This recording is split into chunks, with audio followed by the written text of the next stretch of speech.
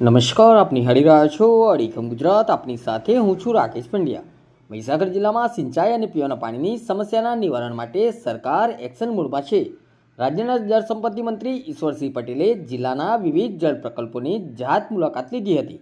મંત્રીએ ખાનપુર પાદળી ઉદ્વહન સિંચાઈ યોજનાના પમ્પિંગ સ્ટેશનનું નિરીક્ષણ કર્યું હતું. 54 કરોડના ખર્ચે તૈયાર થયેલી યોજના થકી ખાનપુર તાલુકાના 25 તળાવો ભરવામાં આવી રહ્યા છે, જેનાથી સીધો લાભ 800 હેક્ટર જમીનને મળી રહ્યો છે. ઉપરાંત તેમણે કડાણાની સરસડી લિફ્ટ ઇરિગેશન યોજના અને નાની ક્યાર ખાતેના પમ્પિંગ સ્ટેશનની પણ સમીક્ષા કરી હતી. પીવાના પાણીની સુવિધા વધુ સુદૃઢ બનાવવા મંત્રીએ બામરોડા ગામે કારંટા જૂથ યોજનાની મુલાકાત લીધી. અહીં 43 લાખ લીટરની ક્ષમતા ધરાવતો સમ્પ અને ફિલ્ટર પ્લાન્ટ કાર્યરત છે, જે અનેક ગામોની તરસ છીપાવે છે. મંત્રીએ જિલ્લાની જીવાદોરી સમાન કડાણા ડેમ અને નરોડા તળાવ પર જઈને જળ સંગ્રહ સ્થિતિનો તાગ મેળવ્યો હતો.